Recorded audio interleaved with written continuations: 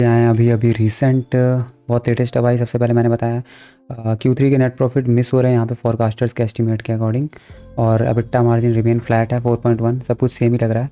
तो result check कर लेते हैं भाई, इनका फंडामेंटल क्या सीन हुआ है, ठीक है ना। तो ले चलता हूँ आपको क्वार्टरली रिजल्ट में। सितंबर में इनके आए थे भाई 1713 करोड़ के सेल्स, और अब जो आई है वो है 1705। तो थोड़ी सी सेल कम हुई है, उतना ज़्यादा फ़र्क नहीं है, एक्सपेंसेस में उतना ही सेम ही है। और जो प्रॉफिट है वहाँ पे थोड़ा सा डाउनफॉल हुआ है, क्योंकि यहाँ पे 87 करोड़ था, उसके बाद अभी 69 करोड़ आ गया है। तो यहाँ पे जो इंटरेस्ट है वो थोड़ा कम हुआ है, ठीक है ना। और डेप्रिसिएशन सेम ही है। जो profit before tax after tax है जो उसमें 10 करोड़ का मार्जिन आया है, 10 करोड़ का डिफरेंस है, ठीक है ना। और जो ईयरली वाइज देखा जाए तो ईयरली वाइज ये ठीक कर रहे हैं। जो मार्च में अभी रिजल्ट आएंगे ईयर बेसिस पे, वहाँ पे ये ठीक करेंगे आई गेस, क्योंकि यहाँ पे 403 करोड़ है मार्च 2024 में, और अभी से ये 511 करोड़ पहुँच चुके हैं, 100 करोड़ ऊपर हैं ये। और मार्च आते आते तक तो ये भाई ये 520-30 पहुँच जाएंगे, तो ये ओवरऑल सही रहेगा। नेट प्रॉफिट जो है भाई लगातार राइज़ हुआ है, कम ज़्यादा हुआ है बीच बीच में, और 323 करोड़ बता रहे हैं पूरा पूरा अंदाजन। तो यहाँ पे सही रहेगा, ये 100 करोड़ एक्स्ट्रा हुआ है, बढ़िया है ये।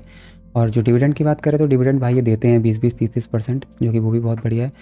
प्रॉफिट ग्रोथ इनकी नहीं है, देखो माइनस में है, क्योंकि ये एक कंसिस्टेंट एक ही रेंज में दौड़ रहे हैं, 300 400 200 300 400 200। और सेल्स ग्रोथ जो है, सेल्स ग्रोथ में भी थोड़ी बहुत बढ़ोतरी है, उतनी नहीं है पर ठीक है, ठीक है ना। और जो बैलेंस शीट की बात करें तो बोरोइंग्स भाई इनकी जीरो थी पहले, अभी 51 154, और अभी 52 करोड़ की बोरोइंग्स की है इन्होंने, जो कि पहले से बहुत कम है, ये पॉजिटिव है। और इन्होंने लोन लेना कम किया है और बोरिंग्स कम की है। कंपनी अपने आप से मैनेज कर रही है सब कुछ। तो लाइबिलिटीज़ भाई उसमें कुछ ज़्यादा चेंज नहीं है, 6000 से 6120 है। इन्वेस्टमेंट्स इन्होंने कुछ नहीं किए हैं पिछले 2-3 क्वार्टर से, और इस बार भी नहीं कर रहे शायद। तो नेट कैश फ्लो देख लेते हैं इनका भाई। ऑपरेटिंग एक्टिविटीज़ से 610 करोड़ कमा रहे हैं इस बार, ये पिछली बार कमाया था। इस बार देखते हैं क्या करेंगे।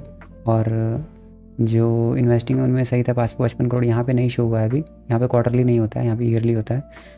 तो ROC भाई ठीक ठाक है, 10 के नीचे ही है अभी फ़िलहाल चल रही है। और प्रमोटर की बात करें तो भाई प्रमोटर 75% थे यहाँ पे। प्रमोटर है कौन इनका देख लेते हैं। ओके, वर्लपूल खुद ही है ये, वर्लपूल मॉरिशियस, ये इनकी खुद की जो पेरेंट कंपनी होगी फॉरेन में, वो इन्वेस्ट करके बैठी है इनमें। तो भाई 75% था इनका। जून 2023 में एक स्ट्रेंज बात हुई यहाँ पे दिखी कि मार्च 2024 में आके ना ये सीधा 25% स्टेक इन्होंने कम किया है प्रमोटर्स ने। तो यहाँ पे भाई कुछ तो दिक्कत है भाई, कि क्या सीन है यहाँ पे, ठीक है ना। तो वो थोड़ा सा नोटिसेबल है यहाँ पे चीज़ देखने वाली, कि मार्च 2024 में ऐसा क्या हुआ। हम चार्ट में देखेंगे, अभी चार्ट में ही मुझे कुछ गड़बड़ लगी है, तो मैं बताता हूँ आपको थोड़ी देर में। और FIS जो है भाई वो 8 से 9 हुए हैं, ठीक है, FIS को कोई दिक्कत नहीं है। DIS जो है वो भी 30-31 पे चल रहे हैं, ओके है ये।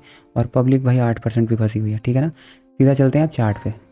चार्ट में भाई कुछ ज़्यादा स्ट्रेंज हुआ है यहाँ पे, ठीक है ना। देखो भाई स्टॉक बढ़िया बढ़ रहा था, मंथली में दिखाऊँ तो क्लियर दिखेगा, स्टॉक बढ़िया बढ़ रहा था भाई अपने रेंज से, ठीक है ना। एक इसने बढ़िया यहाँ पे चैनल क्रिएट की, उसके बाद चैनल ब्रेक हुई, जो कि हमेशा होती है, और दोबारा से अपनी रेजिस्टेंस पे इसने जो सपोर्ट था उस पर रेजिस्टेंस लिया, और फिर उसके बाद ना ये गिरा है भाई, बहुत गंदी तरीके से गिरा है। और ये जो रेड वॉल्यूम्स आ रही है ना, यहाँ पे दिक्कत है।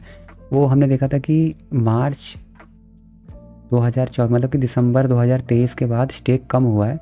तो दिसंबर 2023 के बाद यहाँ पे क्या दिक्कत आई है भाई, चार्ट में तो भाई कुछ नहीं है ऐसा। यही है भाई, यही है, यहाँ पे सेलिंग्स हुई है इनकी, निकले हैं शायद यहाँ पे प्रमोटर्स। और बाकी जो है भाई 1300 के बाद, उसके बाद तो ये बढ़ा ही है, वैसे तो कम हुआ है। और लेकिन यार यहाँ पे ये दिक्कत है ना कि मुझे पसंद नहीं आया इसका चार्ट, क्योंकि यहाँ पे इसने ये बेस क्रिएट, अब ये इस सपोर्ट पे रेस्पेक्ट कर रहा है फ़िलहाल, ठीक है ना, 1200 के अराउंड। और अभी इस पर ही शायद मेरे को लगता है यहाँ से थोड़ा सा बाउंस बैक करेगा, क्योंकि यहाँ पे वॉल्यूम्स आई हैं ओवर एक्सटेंडेड, और बायर्स का भी प्रेशर है नीचे से। तो उस वजह से मुझे लगता है कि यहाँ से थोड़ा सा पुल बैक करेगा ये। और बाकी भाई यहाँ पे थोड़ा नेगेटिव है चार्ट, ठीक है ना, क्योंकि यहाँ पे रेड वॉल्यूम्स आ चुकी हैं, और इतने बड़े बड़े रेड कैंडल्स आने ना, ये पॉजिटिव सेंटीमेंट नहीं है किसी भी स्टॉक के लिए। तो भाई ओवरऑल कंपनी तो ठीक ठाक कर रही है, एक रेंज में कर रही है, बट यहाँ कुछ तो गड़बड़ है। और प्रमोटर का भी 25% भागना, वो थोड़ा सा टेंशन वाला बात है। और मंथली में देखोगे तो भाई यहाँ पे देखो रेड ही दिख रहा है सब कुछ। जहाँ पे रेड वॉल्यूम आ जाए ना भाई, वहाँ पे थोड़ा सा सतर्क हो जाना चाहिए। तो भाई मेरा तो कुछ है नहीं इसमें, स्टेक में कुछ मतलब नहीं है मेरे को, तो मैं तो नॉलेज बता रहा हूँ आपको कि अगर किसी पोजीशन है तो थोड़ा सा सतर्क हो जाओ।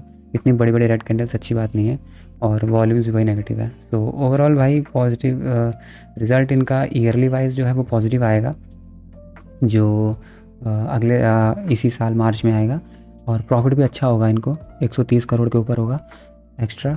और जो बट क्वार्टरली जो है वो इनको लॉस हुआ है इस बार, थोड़ा सा कम आया रिज़ल्ट, लॉस नहीं हुआ है, रिज़ल्ट थोड़ा सा कम आया, पॉजिटिव नहीं है उतना, एस्टिमेट से कम है फॉरकास्टर्स के। सो ओवरऑल पॉजिटिव है, बट ये चार्ट मुझे सही नहीं लग रहा। और जो 25% प्रमोटर भाग गए उस पर भी मुझे थोड़ी सी वो डाउट है, तो भाई उस वजह से मुझे वर्लपूल पसंद नहीं आया। तो दैट्स ऑल फॉर टुडे। सो भाई लाइक, सब्सक्राइब एंड शेयर कर देना। Thank you.